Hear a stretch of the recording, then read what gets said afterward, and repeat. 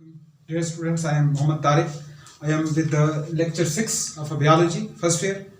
बेटे आप जानते हैं कि प्रीवियस लेक्चर्स के अंदर बियोलॉजिकल ऑर्गेनाइजेशन को डिस्कस कर रहे थे।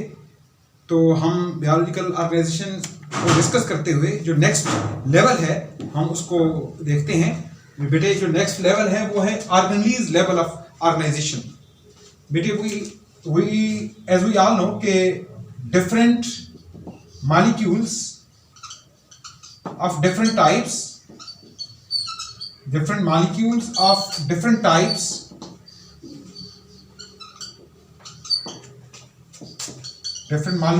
of different types combine together and form the cell organelles। मुख्तलिफ किस्म के जो मॉलिक्यूल्स हैं वो कंबाइन करते हैं, वो मिलते हैं and they form the cell organelles. वो सेल ऑर्गेनेलीज बनाते हैं। बेटे अब सेल ऑर्गेनेलीज की मिसालें कौन सी हैं? बेटे सेल ऑर्गेनेलीज की मिसालें हैं mitochondria,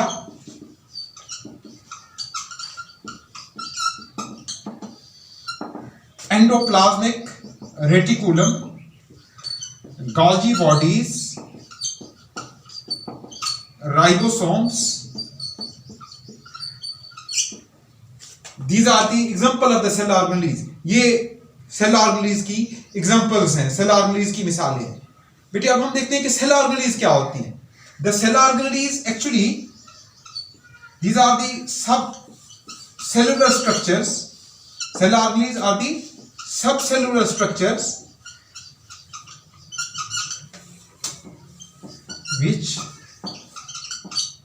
which perform the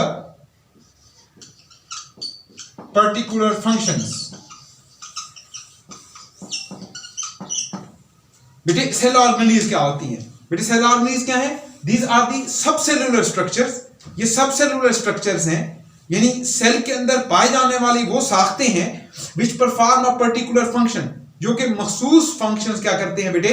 perform करते हैं।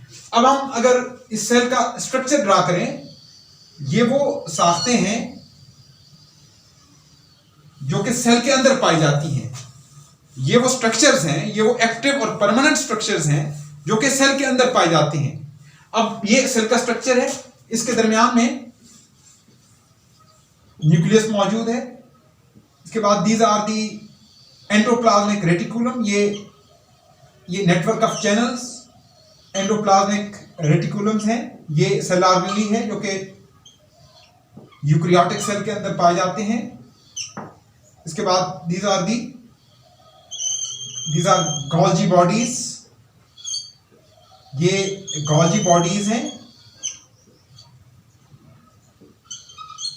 इसके बाद these are माइटोकॉन्ड्रिया। ये माइटोकॉन्ड्रिया है। these are ribosome. ये एंडोप्लाज्मिक रेटिकुलम, इनको लेबल करते हैं। इसके दरमियान में ये न्यूक्लियस मौजूद है। ये बेटा गोल्गी बॉडीज हैं।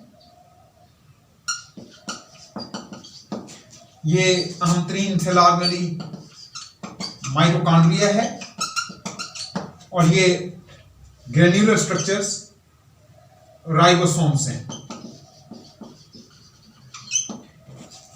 तो बेटा these are the ये मुख्तलिफ किस्म की सेल ऑर्गेनेलीज हैं। तो जब हम बियोलॉजी के अंदर सेल ऑर्गेनेलीज को डिस्कस करते हैं, उनके स्ट्रक्चर और फंक्शन को डिस्कस करते हैं, तो हम एक्चुअली किस चीज को डिस्कस कर रहे होते हैं? हम organize level of the organization को देख रहे होते हैं। तो बेटा अब ये यूकैरियोटिक सेल है जिसके अंदर मौजूद सेल ऑर्गेनेलीज की तादाद क्या होती है? ज्यादा होती है। अब जो प्रोकैरियोटिक सेल है, जो प्रोकैरियोटिक सेल होता है, जैसे प्रोकैरियोटिक सेल जिसके अंदर वेल डिफाइंड न्यूक्लियस नहीं पाया जाता,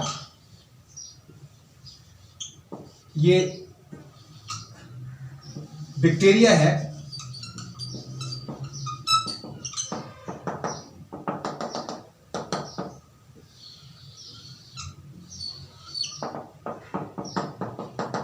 अब बेटे ये यूकैरियोटिक सेल है और ये प्रोकैरियोटिक सेल है।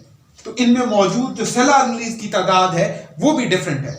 In a eukaryotic cell has a more cell organelles and prokaryotic cell has a less number of cell organelles. तो प्रोकैरियोटिक सेल में पाए जाने वाली सेल ऑर्गेनेल्स की तादाद क्या होती है, वो कम होती है। तो बेटा अब ये जब हम सेल ऑर्गेनेल्स को डिस्कस करते हैं, सेल के अंदर उसके फंक्शन को डिस्कस करते हैं, तो ये क्या होता है बेटा, ऑर्गेनेल्स लेवल ऑफ ऑर्गेनाइजेशन है।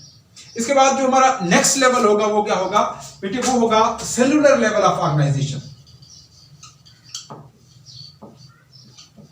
Cellular level of organisation,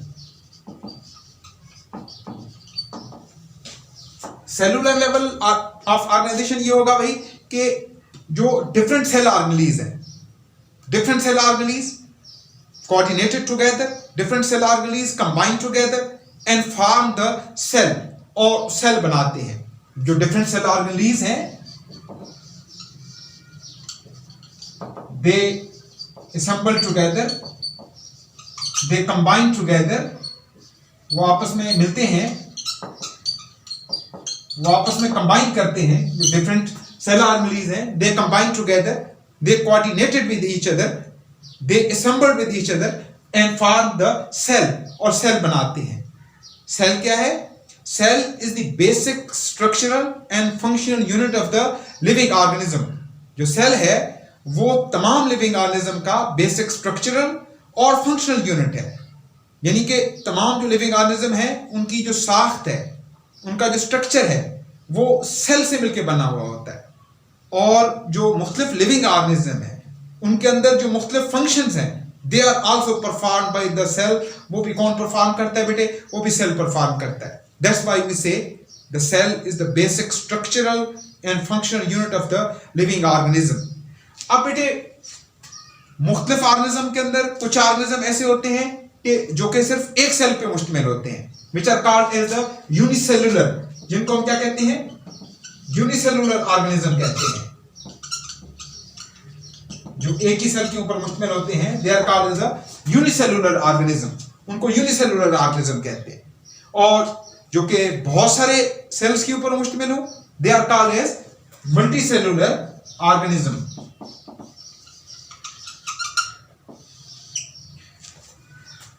those organism which are composed of the single cell, जो कि एक ही सेल के ऊपर मुश्तमिल हो, जो कि सिंगल सेल के ऊपर मुश्तमिल हो, उन्हें हम बेटे क्या कहते हैं? उनको यूनिसेलुलर ऑर्गेनिज्म कहते हैं। And those organism which are composed of the many cells, जो कि बहुत सारे सेल्स के ऊपर मुश्तमिल हो, they are called as multicellular और मल्टीसेलुलर ऑर्गेनिज्म। बेटे सेल की दो और भी टाइप्स हैं, जिनके सेल को दो एक और कैटेगरी के अंदर भी डिवाइड करते हैं। वो है न्यूक्लियस की बुनियाद के ऊपर, वो है prokaryotic cell and eukaryotic cell. बेटे जो प्रोकैरियोटिक सेल है और second is a eukaryotic cell.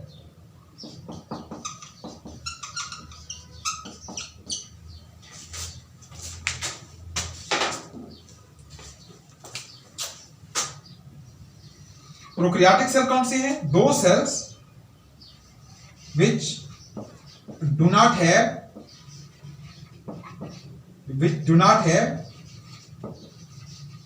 well defined nucleus।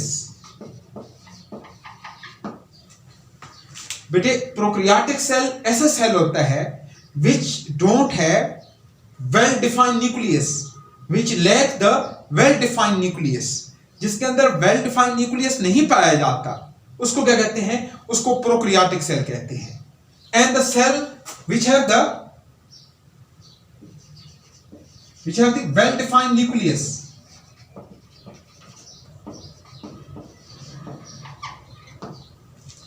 ऐसा सेल जिसके अंदर क्या मौजूद हो?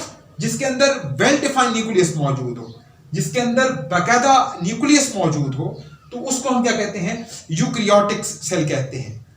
अब बेटे इनके नाम से भी जाहिर हो रहा है कि प्रो का लफ्जी मीनिंग है बिफोर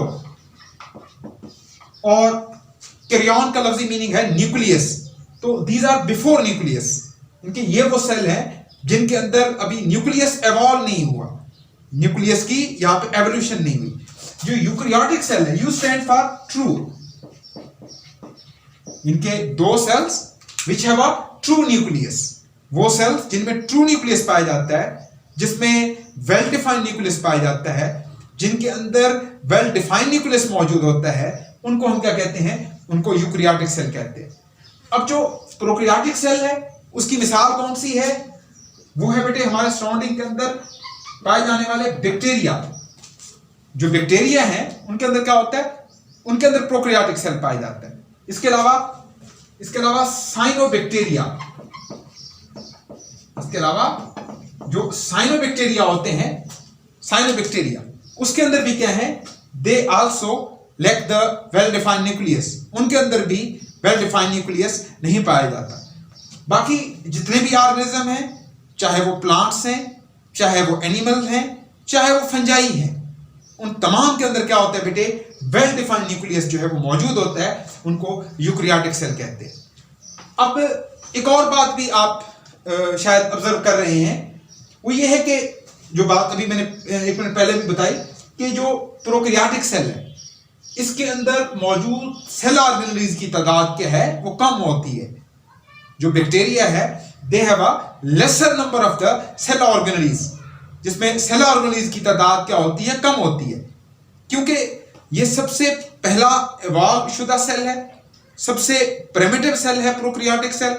तो इसके अंदर ना न्यूक्लियस वेल डिफाइंड है और ना इसमें सेल ऑर्गेनेल्स की तादाद क्या है? वो ज्यादा है।